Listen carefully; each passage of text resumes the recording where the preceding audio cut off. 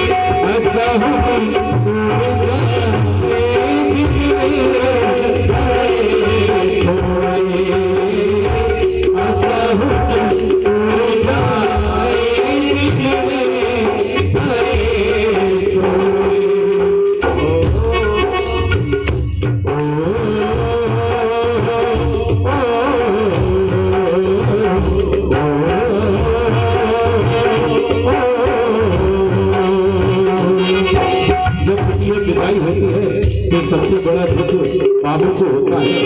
और बाबुल कहता है क्या, बाबुल का ये घर बहना, ओ बाबुल का ये घर बहना, कुछ दिन काटना है, बाबुल का ये घर बहना, कुछ दिन काटना है, बन के दुल्हन एक दिन, ओ बन के दुल्हन एक दिन, लुटिया घर जाना है, बाबू का ये घर बहना। और देखिए एक बिटिया की बहुत अच्छी सच्चाई। बिटिया पिता को बड़ी लाडली होती है। पिता चाहे कैसा भी हो, चाहे कमाता भी नहीं हो बेचारा, चाहे वो कुछ भी करता हो, लेकिन बिटिया ने कह दिया कि पापा मुझे ये चाहिए, तो बेचारा कर्ज करके ले आएगा और बिटिया को ला के देगा। उसको कभी उदास नहीं करता। और बेटा मांगेगा तो घुमा देगा, अभी नहीं है बेटा बाद में दिला दूंगा। पर बिटिया ने कहा तो न जाने कहां से कैसे क्या करता है, और ला करके बिटिया की चेहरे पर खुशी ला करके उसे सौंप देता है। इसीलिए तो कहते हैं, जो भी मांगा बाबुल से, हंस के मुझको दिया बाबुल ने, हंस के मुझको दिया बाबुल ने, प्यार इतना किया है मुझको, क्या मैं करूं अपने मुख से, क्या मैं करूं अपने मुख से, जिस घर में पली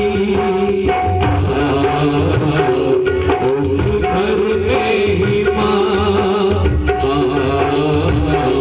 जिस घर में पली उस घर से ही माँ, एक ऐसी पिटाई है, दुनिया तो पराई है,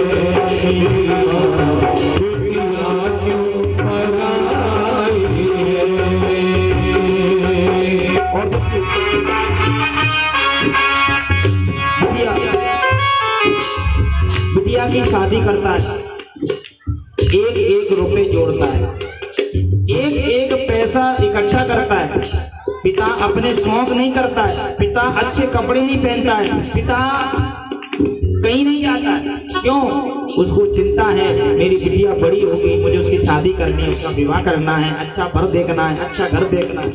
दिन रात मेहनत करते हैं, समय आता है बिटिया की शादी करते हैं। लोग आते हैं, खाते हैं, मुंह पहुंच करके चले जाते हैं। वो ये नहीं पूछता कि भैया कोई आवश्यकता तो नहीं है, अगर हो तो बताना।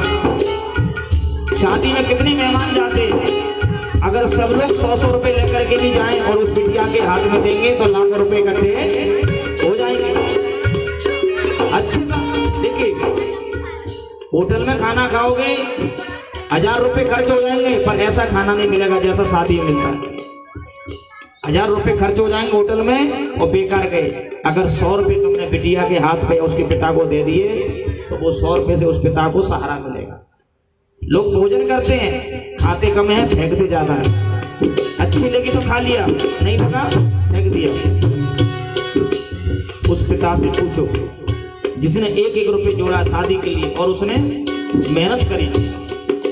आप लोग ये प्रतिज्ञा करो, इस सौगंध लेके जाओ, हम किसी की भी बिटिया की शादी में जाएंगे कब खाली हाथ नहीं जाएंगे, लिफाफा लेके जाएंगे, उसको देंगे। बहुत से लोग जाते हैं, खा पी करके मुंह पहुंच करके चल देते हैं और ऐसे महंगे महंगे आइटम खाते हैं। महाराज पूरी सब्जी कोई नहीं खाता।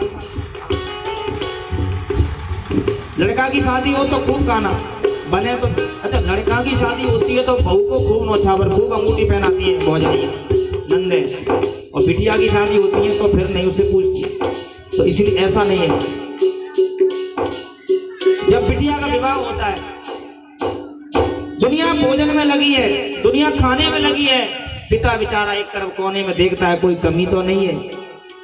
और बिटिया स्टेज पर से अपने पिता की तरफ नजर मार के देखती है, आंख में आंसू भर के कहती है मेरे पिता ने मेरे लिए कितना सजाया, कितना खर्चा किया है। अंदर से रोने लगी है और कहती है मेरे पापा पे क्या बीत रही, बहना तो ये क्या जाने,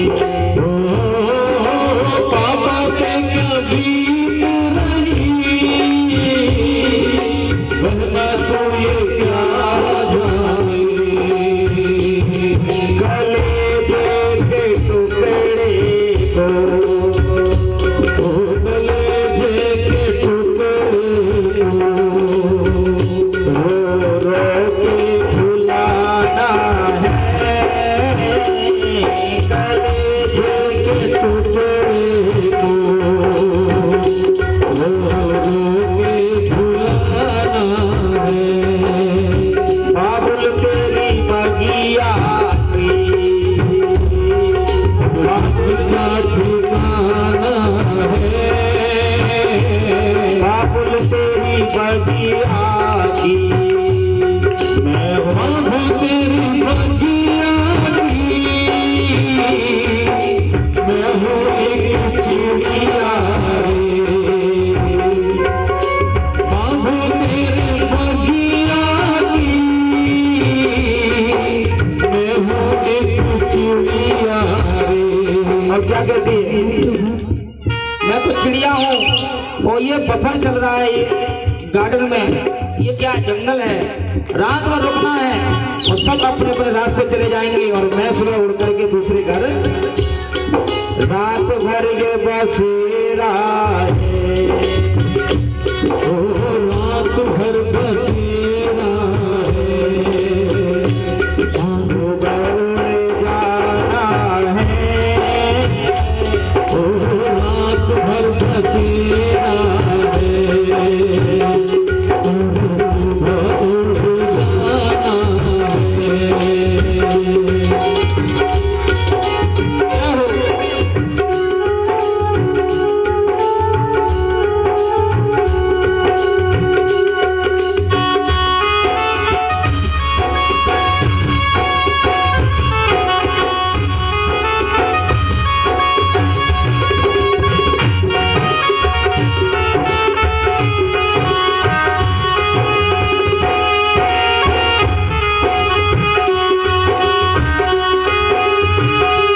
हो? और देखिए, बिटिया पिता के लिए कहती है कि दुनिया कुछ नहीं देने वाली, ये दुनिया खाने वाली है।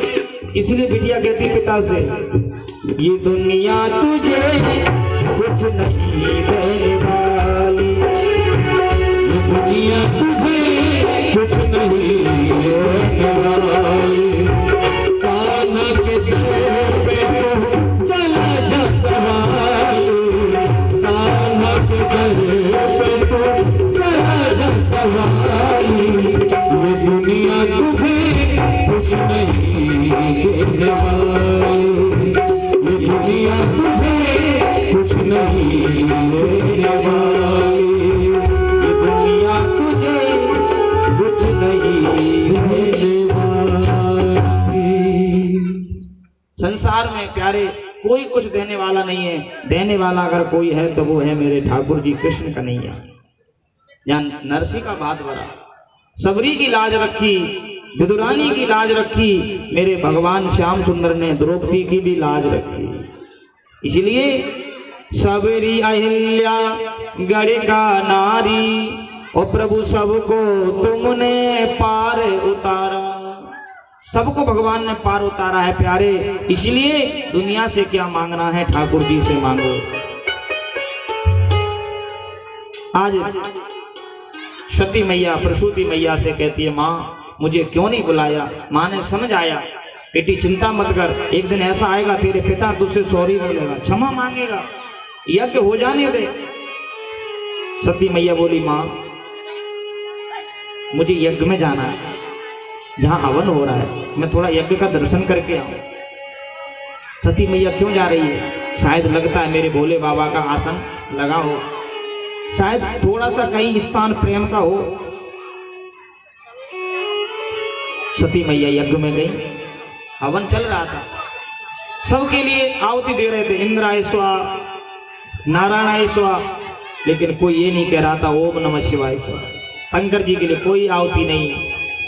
सती मैया बोली, पिता ने मुझसे राम राम नहीं करी, कोई बात नहीं है, मेरी बहनों ने मुझसे नहीं बात करी, कोई बात नहीं है, मैंने अपना अपमान सहन कर लिया, लेकिन जिस घर में भोलेनाथ का आदर नहीं है, जिस घर में भोले बाबा का नाम नहीं है, और ये तो तुम्हारे दामाद हैं भोलेनाथ। सती मैया बोली दक्ष से, तुम मेरे पिता हो, मैंने तुम्हारे शरीर से जन्म लिया है, इसलिए अब मैं इस शरीर को जिंदा नहीं रखूंगी, मैं मर जाऊंगी पर भोले बाबा के पास जिंदा नहीं जाऊंगी, नहीं तो मुझसे कहेंगे तुम्हारा क्या सम्मान हुआ, जिंदगी भर कलंक लग जाएगा। और सती मैया ने भोले बाबा के चरणों में प्रार्थना करी, हे भोलेनाथ, मैं अपना शरीर त्याग रही हूं,